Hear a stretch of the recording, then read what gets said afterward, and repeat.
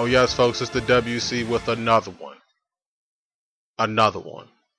Another one. NBA playoffs breakdown prediction video. This time I'm talking about the Milwaukee Bucks and the Toronto Raptors.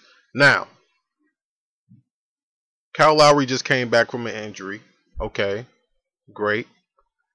And the Toronto Raptors were able to hold off the Washington Wizards to hold down the third seed in the Eastern Conference. All right, which is good for them because home court is something that I think that is a little bit underrated in the playoffs, and it's a little overrated in NBA playoffs. I think that home court or home ice, I think that home ice actually matters a little bit more in hockey than it does or in basketball. But that's nonetheless the point. Kyle Lowry just came back, and Toronto's more powerful than they were maybe a week and a half ago. Let's just say it like this. And then on the other side, you got Antetokounmpo. You know what I'm saying? One of the NBA's rising stars, taking this team and basically willing it to the playoffs. They didn't. Nobody looked at not Oladipo, but Antetokounmpo for MVP considerations or anything like that. But we talk about top 10 of MVP candidates, you'd have to put him in there. And then of course, DeRozan should be in that conversation too, because when Toronto lost, Lowry, he kind of just took this team on his back and just kind of just led them to the playoffs. I mean, say what you want about DeMar DeRozan. One of my criticisms about DeMar DeRozan, real quick, before I get into the breakdown of the series, is that DeRozan kind of thinks that he's Kobe. Like, he just kind of just throws up shots, and they just, sometimes they go in, sometimes they don't. I mean, I think that nobody would disagree with this athletic ability.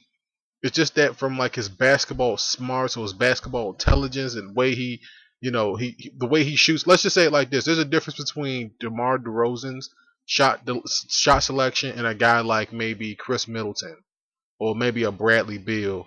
You understand what I'm trying to say? I mean, that's not a shot at him. I'm just saying that Khris Middleton and Bradley Beal just take smarter shots. I mean, that's all I'm saying. The key matchup in this series that I want people to watch very, very closely, all right, is Serge Ibaka, who I took, some people might say if they watch the other video, I took a complete crap on. But it wasn't necessarily, I was trying to make a point. Serge Ibaka versus Greg Monroe is the key matchup in this series. These guys mirror each other a ton. I mean, a ton. And Greg Monroe is a part of that Milwaukee bench that I think that in this series, because both of these teams don't have bench players that you just look at and say, I'm just completely afraid of this team's bench. No, you're not saying that. Maybe PJ Tucker on the Toronto side with them picking him up. They'll probably alternate between him and DeMar Curl a ton. Cory Joseph played a lot of minutes this year with Kyle Lowry being out. So he's going to have that time and that experience. So that's something that you can look at for Toronto and say that that's pretty darn good as an advantage. And then when you look at Milwaukee, like Milwaukee's bench outside of Greg Monroe is, a ghost town for the most part. I mean, it's just not great.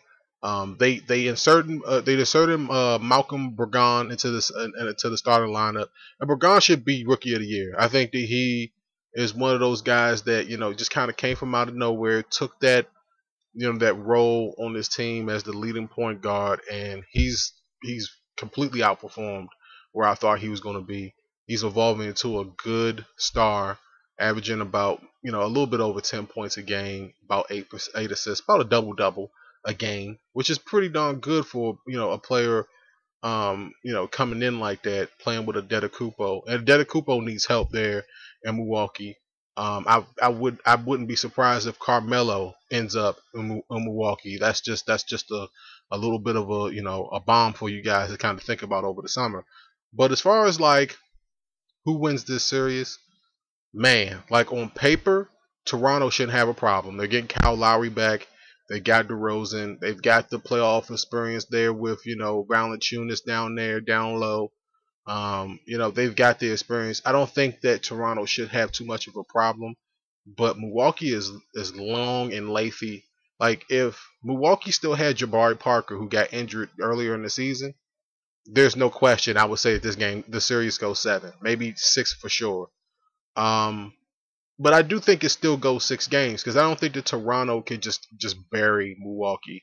I don't think that they have barrier type. I don't think that they don't have. I just don't think that they have a player right now that outside of maybe DeRozan and Lowry that can just straight bury Milwaukee. And I think that Milwaukee sticks around, and I wouldn't be surprised if it goes 7 games. But I think it's going to be Toronto in 6 games. Let me know how you guys feel about this series right here. Do you guys agree with my thought process on DeRozan? I don't think that anybody's going to disagree with me with my thought process on Antetokounmpo. He just needs a little bit more help, man. If a guy like Carmelo goes to Milwaukee next year, they finish top 3 in the East. Mark my words. And if you're Carmelo and you see this guy's athletic ability, man, this guy is like, he's just the second coming of something. And I don't know exactly what it is because the video's starting to run out and the music's starting to play in the background. So, gotta go, folks. And until next time, folks, peace out.